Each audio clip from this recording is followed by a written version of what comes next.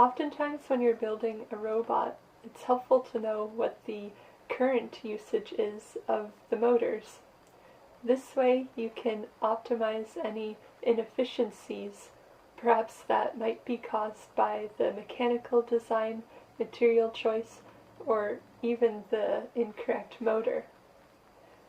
So today what we're going to do is we're going to use the Moku lab device on oscilloscope mode, and we're going to monitor the current usage of this servo motor that has the magnetic wiper on it, and this was used for the HA ropeless skier buoy. So this is the HA device. The microcontroller on here is sending controls to the servo motor, and we'll be monitoring the current through this shunt resistor by using a differential between two probes on each side of the shunt resistor. So, without further ado, I think it would be best if we just dive in and I can explain more and show you some of the things that I'm really excited about the Moku Lab device. Alright, so here's all the instruments. This is really cool, right? So a few that I've played around with are data logger and oscilloscope so far. There's so much more here to learn about. So for today's example, we're going to go into oscilloscope. And hit go.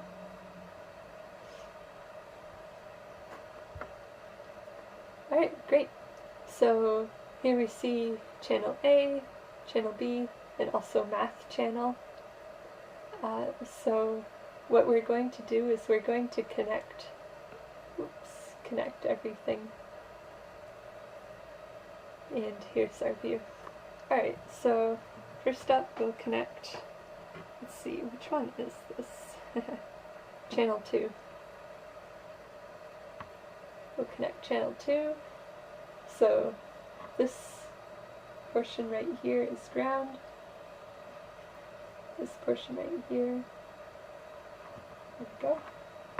And then we'll connect the other one to ground. And we'll connect to here. Now, this device is being powered by a battery, so that's good. That means we'll turn it on. And now what we'll do is we'll go in and add channel B. We can tap it. There we go. And that sort of brings up both of those. Alright, so right now we're on roll mode and it's 8 seconds. We can also turn it to like this sort of instant mode. We'll go with roll mode. Now we're going to turn on the math channel. The math channel is what will let us essentially see the amps value across this.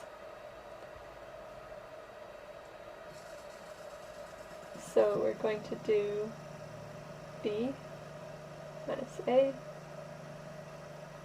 and then divide this by our resistor value, which is 0.05. This is using Ohm's law. So the voltage over the resistance will give us the current. Now unfortunately we can't quite change the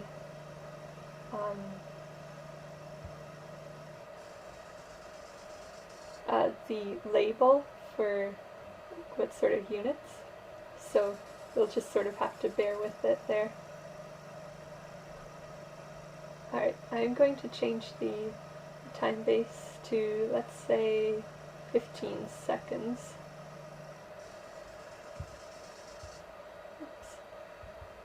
Oops. So here we have different acquisition modes. So you can have like precision mode, or you could have normal mode. Now this yellow one right here, the math channel, I was going to say it looked like it had a histogram, but it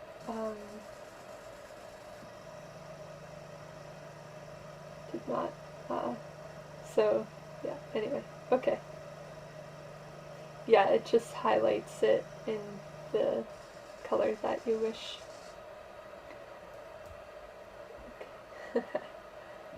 So we have all of the channels set up. We don't need trigger or output at this moment in time. So next up, something that we can do, we can hide those. Now we can add labels to it. So, oops, that's not the type of label that I wanted. Well, anyway, this is a time label if you want to have a time label. Let's add a voltage cursor, and then we can use this to, say, track the maximum. And now here we're tracking the maximum value. We can do the same for the other channels as well.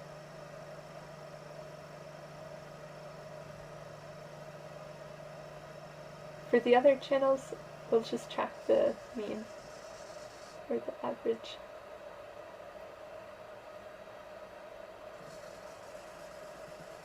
There we go.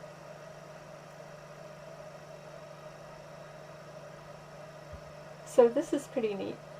Let's say we want to inspect the whoa. Let's say we want to inspect the math function a little bit more. So what we can do is, let's switch our time base back to this type of mode, not on roll mode, sort of instant mode.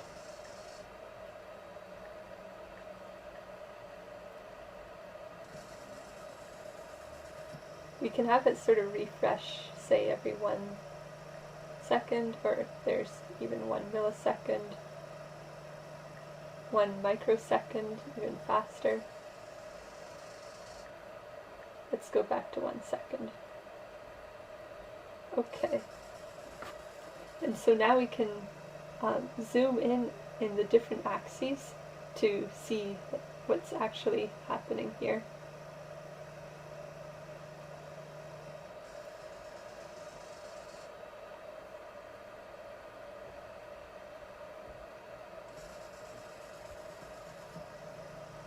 So that's interesting.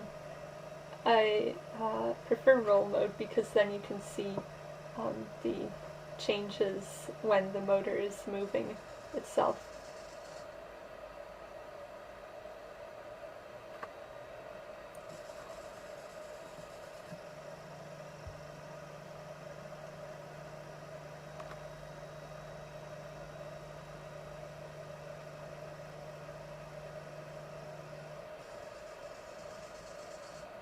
It appears that whenever I adjust the zoom horizontally, it also adjusts the time base span. Let's shrink it back down to this. And if we go like this, perhaps we'll be able to see some of the changes.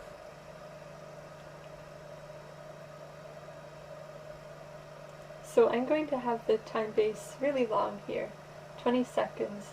This way we can evaluate the changes as the motor is moving, because what we want to see here in this test is what happens, say, when the motor is at this angle where it's sort of, we can hear it sort of fighting against itself, versus when it's in a more of a resting state. So right now it was around there. And then as soon as it starts moving, it goes upwards. So that's an interesting observation. When we export the data, we can actually see what this means, like number-wise as well.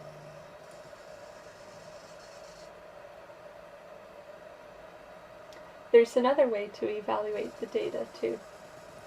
So when we go to this ruler icon, we can add these detail views here. So I've already gone in and added a few, such as the frequency of the math channel. We got the average of the two voltages, and this was one that I found interesting. So say for example on the B channel, we can change this bottom view, which is I think more sort of relative to the B channel, mapping its mins and maxes across that time span, 30 seconds. And then when we press the audio, then we actually hear this audible feedback when the motor is moving.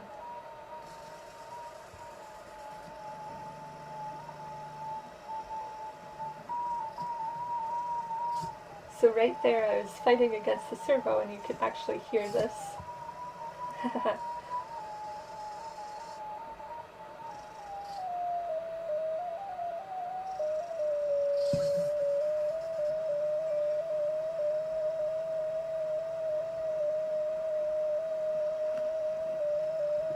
Or perhaps this is the battery also losing some power.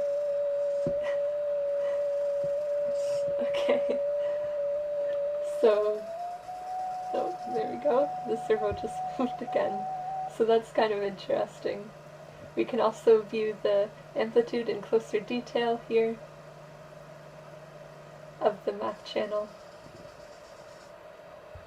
And then if we wanted to see just the raw value of the channels subtracted from each other, then there's this as well. You can just, for example, I'll delete this one and add it so that way you can see it again. So we can choose the channel, say it's channel B, and then we have this delta icon. We'll choose the amplitude, and then the delta is with A, so that's B minus A, and then we see the result in that big font there, which is useful. We can listen to this if we so please. And then this view also, I'll just mute that, okay. This view also shows it to us with all of this data. And this is pretty cool, so let's take a screenshot. There we go.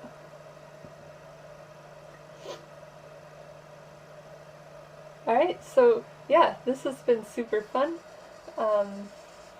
This is how we can monitor the current for this motor. So what's next that we can do, we can export this. So we'll go to that cloud with an arrow icon, and we're going to save all of this data,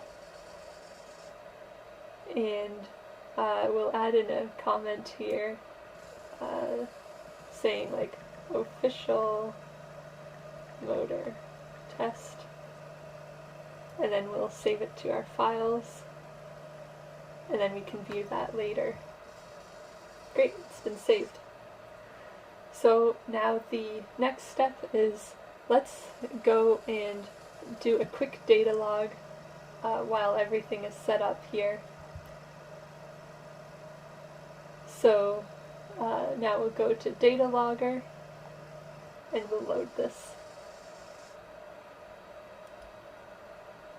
So this is another tool. We just saw the oscilloscope tool, now we're in the data logger tool. Alright, so for acquisition here we have input 1, we have input 2. We're going to measure from the range 10 volts peak to peak. And then here we get some information about the acquisition rate and the mode that we want. So we would like precision mode because we can do that. I don't know right now what the difference is between normal and precision acquisition mode, but I'll leave that in the video description. Okay, so here we can see we can start the data logging either now or after a delay. So delay is useful if, say, we wanted to press a button to activate the robot to do something. luckily for this demo, the motor's just doing the same thing back and forth, so we don't really have to do that. And then here we can select the duration, like 2 minutes, or so you can even select like hour, minute, second. Oops. Oh no. Alright, okay. So this is cool, like you can select 2 minutes, which is probably what we'll do. And so here's the acquisition rate, 10 samples per second, and that will be done for 2 minutes. We're going to have the file format as a CSV so that we can import it into Excel or Google Sheets and view it. We'll save it to the RAM, and then we'll transfer that RAM to the device when it's complete. I haven't ever pressed this button, and I wonder what it does. Oh, that's cool. And that button just does that. Okay, cool. Auto scale on and off. Neat. Ref. We can clear it.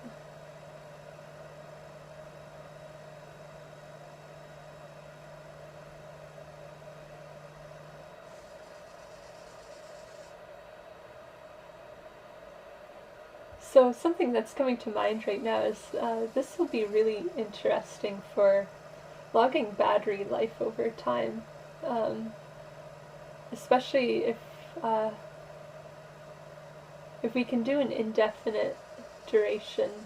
Well, I'm not sure if that's possible, but if we could stream it, that would be interesting. No problem, I can play with this more. Okay, so without further ado, we will start this data log. So we'll press the big red button. And here you can see how many samples it's acquiring, and also the time remaining.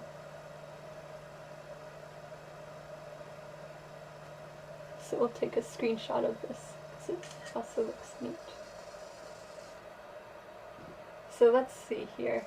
Let's fight against the motor a little bit, and we'll see if we can see this in any graph later on.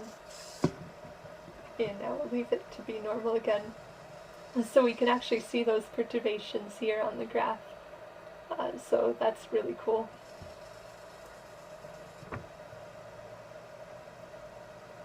And that difference, which we'll be able to calculate and then divide by the resistance, then we can find the current. Now, there are several different ways of measuring the current of a device, and one thing of this method is that it doesn't quite take into account any other resistance, so any other equivalent resistance that might be happening. That's why it's a good idea to have multiple different values of resistors when running this test, and then you can determine that equivalent resistance and subtract that from the ohm value. For this though, we're going to get a rough estimate, and that rough estimate will be able to show us where to optimize, and for example show us to not perturb the motor too much right there. Oh, so this is neat. You can even zoom in here too, and so now we can really see that however many seconds in, let's see, was when we started to play around with that motor. So yeah, right there, like 98 seconds in. That's cool. Alright, so we've successfully logged 1,204 samples to the CSV file, and now we're going to save this to the files, and this will upload it from the Moku Labs RAM to the iOS device. So that's been saved. Great. Alright, so that's all for this test. I hope it was very useful for you, so that way you can also see where there's any optimizations that can be done for your own robot's motors. Alright, so I wanted to give a really big thank you to Moku Lab for this device. It's going to be instrumental to my future work in robotics and electronics, as well as the iPad coupled with it. I'll be able to do even more work with augmented reality, and I'm just so grateful for this gift, and it will be definitely put to good use. So thank you again to Liquid Instruments for the Moku Lab, and thanks to Hackaday, where my name was pulled out of a hat to win it as a part of the Dream Team initiative, part of the Hackaday Prize this past summer. Yeah, thanks. This is really cool. I'm learning a lot, and I hope to share the same with you. For more information about this AJA DIY intelligent buoy project that also works as a ropeless gear system, check out the page on hackaday.io, and it's linked in the description below.